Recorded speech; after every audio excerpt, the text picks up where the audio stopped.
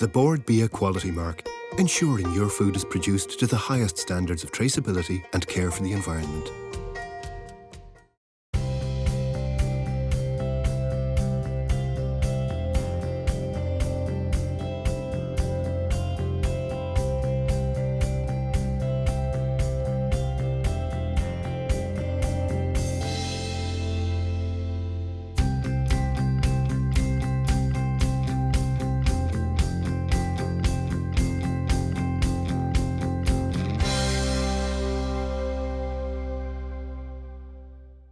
Today my food trails take me to County Kilkenny, where I learn how to blow glass. I meet Philip Martin, who makes corn tortillas in Clonmel and serves them at his restaurants in Dublin. And I cook with Chef Angel Periv at the Mustard Seed in County Limerick. And of course I'll be doing some cooking myself on board the Shannon Princess. Food is changing so much in this country, and there's a company in Clonmel that makes Mexican-style corn tortillas, which are exported all over Europe. Philip Martin makes the tortillas and he serves them in 2 of his restaurants in Dublin. We try to make corn tortillas here in the restaurant, and it was not going to happen.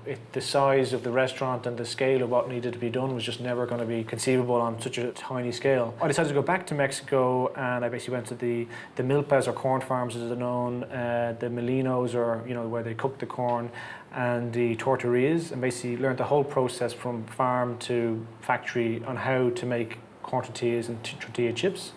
Then came back to Ireland, started putting together the pieces and launched a crowdfund campaign to fund the business. We then set up a factory in 2015, and we're now 12 months in production. So the factory's in Clonmel. How do you make the tortillas? Fundamentally, we get a big bag of corn, whole corn, non-GM. We cook it in 5 minutes. We steep for 16 hours, and we cook in this limestone solution. Basically, the limestone transforms corn from being effectively relatively indigestible to being incredibly nutritious and great tasting. And then we grind using these big volcanic stone grinders. And then with the ground cooked corn, which is called masa, we basically form that into tortillas raw, and they go into the oven.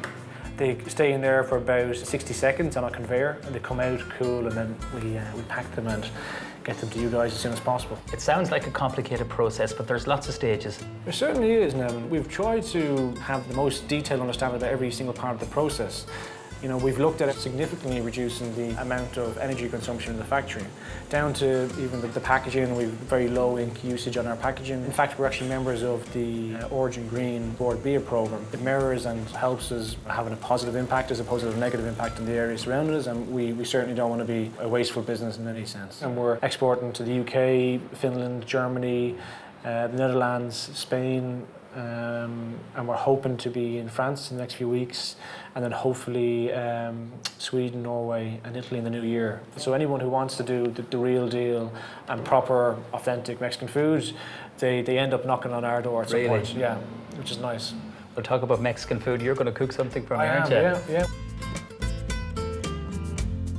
So we're going to do 2 white and 1 blue, Neven. It's about 150 centigrade. But it's just to kind of activate the moisture in them, make them a bit more elastic. As you'll see there, like once they're heated up, they just become that much more pliable. And they have the feeling of a pancake, don't they? They do, yeah. It tastes a lot better though. So you have a taste of my pancakes. I'm only joking. Okay, so what have we here? So this is our beef brisket, and we have a marinade that we make out of our ancho chilies. We also have like a lime, roasted red peppers. So it's really slowly cooked. Yeah, it's really cooked overnight. So we got is our Smoky Salsa here that we make here every day in Little Lass. So what's in this? Char grilled red tomatoes, fresh lime, coriander, some roasted garlic, golillo chilies, and a few other bits. I like it. I can't be into the whole story now. I like it. No, it's a secret. Yeah, absolutely. Recipe. Okay. So then I just always put a bit of coriander, then a bit of radish to kind of add a bit of crunch, and just even the vibrancy of the colours are quite nice as well. I kind of bundle them up together a bit, like that. You're putting them into your little basket here. Put them into the basket like that. A few tortilla chips. These are the bad boys we make now in Clonmel. We just fry them here on site. Okay. A bit of guac. The secret with a bit of decent guacamole is not over mashing the hell out of I was just looking at it. So there's a bit texture. I like putting spring onion as well as red onion in it. And would this be the most popular one with the beef? Yeah, well, this is the most popular. It's also my favourite. The smoky salsa goes really well with the beef. So tell me the easiest way to eat this now. There is a bit of a technique now, right? Okay, go on. And you get your little pinky there, okay? Your pinky. You're all right? Your pinky Go on. there. See, that kind of holds it in, okay? Yeah. And you eat it like that. Beef is superb. Isn't it good? Oh, superb.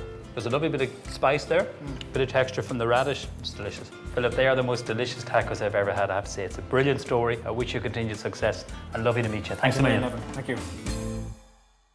Kilkenny has long had a reputation as a hub of creativity and as a trail visitors can take which is dedicated to a wide variety of craftspeople. Jewellers, potters, wood turners, weavers and many more. Jerpoint Glass is an Irish handmade glass company which is part of the Kilkenny Craft Trail. It was founded in 1979 by Keith and Kathleen Ledbetter, whose 4 children are now involved in the business, and I'm going to meet Rory, one of their sons. This is what we would have originally started out making. It's a rummer wine glass, whereas now we're making mostly coloured wine glasses. So you can see this one has a coloured stem. And you have lots of different colours splashed through the We glass, do, haven't yeah. you? How can you tell when the glass is handmade?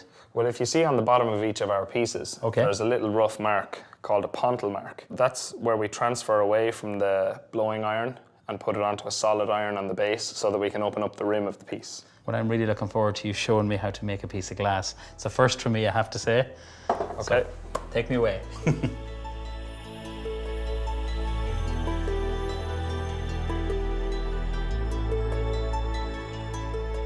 James is going to make a square vase here. He's going to gather some glass from the furnace now. We keep it about 75 or 80 kilos of hot glass in there. Yeah. What temperature is that at in there? That's at 1140 centigrade. Look at that. I'm kind of scared of that. Dip the hot glass onto the little coloured chips of glass. They stick to it and then he melts them in the hole. The little chipped up bits of coloured glass are made from basically the same raw materials as the clear glass, but say to change it blue, they added cobalt oxide, or say for green, it's iron oxide. So different oxides will change the glass different colours. For this one, it's the colour we're making is called heather. So it's amethyst blue, white and turquoise. So that last one is the turquoise now. So once James gets enough heat into it, melts the colour into it properly, he'll be sitting down at the bench here and pulling 3 little strands of colour back up through the piece. Why does he do this here now together? He's rolling the little strands that he's pulled back up through the piece so that they stick onto the main body of the glass that he's got there again. He's going to shape it with a little wooden block. That wooden block is kept in water to stop it from burning out too quickly. Blow a bit of air into the end of the iron now and cap it with his thumb. That creates a bit of pressure, and the pressure blows out a little small bubble, and that's what we call the post. So again, he's sticking the iron into the glass and he's twisting the iron to pull up a bit of glass out of the furnace. It's kind of like picking up honey on a spoon. It wants to fall to the ground, so you have to keep it turning so that it doesn't fall. So he shapes it again now with a wooden shaping tool called a block. So it shapes it and it cools it down at the same time. So again, he's blowing into the iron, creating a little bit of pressure. What he's going to do now in a minute is create what's called a neckline. Pinch it in with a tool that we call a jacks. That creates the line at which the piece will break away from that iron when we're finished making it. And he's strategically heating and cooling different areas of the glass. So there now he's cooling the bottom of it so that weight stays in the bottom of the piece. If you want to hop up onto the step there, James is going to pass you the blowing iron with the glass on it, and you're going to blow it down into the square mould. So this just gets the nice shape. That gets the square shape on it, Okay. yeah. That's it. Put it Now down. nice and slow. And give it a little tap.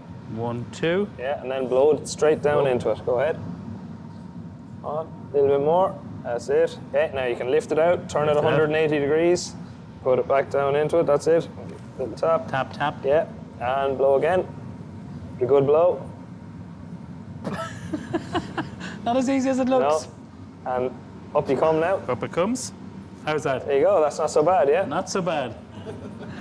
That's the first time. I'm pretty proud That's of it. very good, yeah. Well done. You get down off the step now and Yeah. hop into the bench. In here? Okay. That's it, yeah.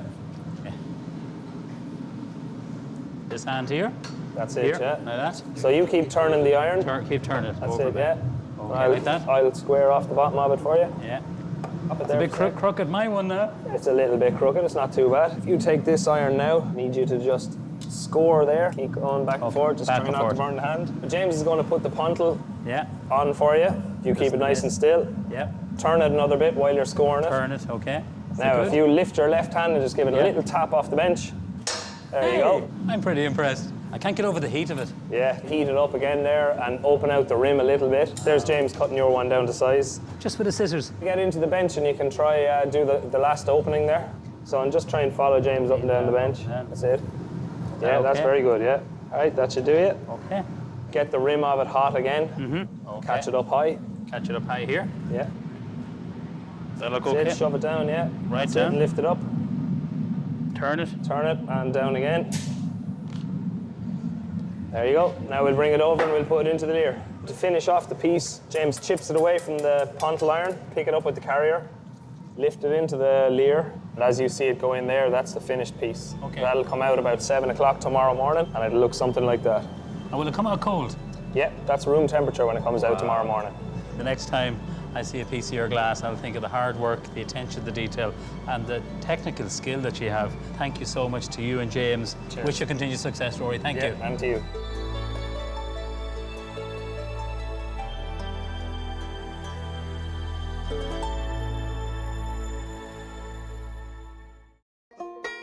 The bordbia quality mark, ensuring your food is produced to the highest standards.